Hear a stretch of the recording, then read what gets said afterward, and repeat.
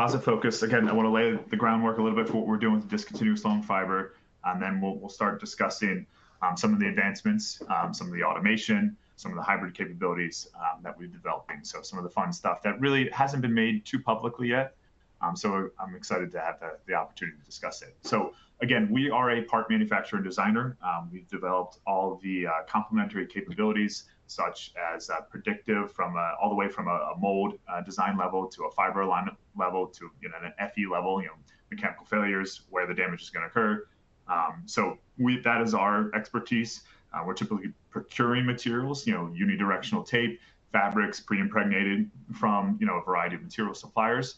And then we're really going to, our IP, our special sauce is in the prediction and the processing of these parts and the generation of, repeatable components.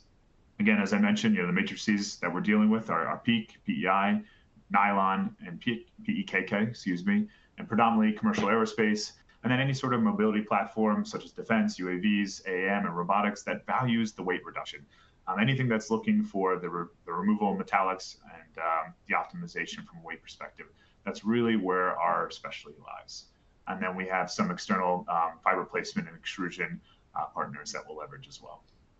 Design considerations for these parts. Weight, of course, as I mentioned, impact, erosion, fire, solvent resistance, and thermal requirements. These matrices are excellent in solvent resistance, so all of your standard hydraulic fluids, aerospace fluids.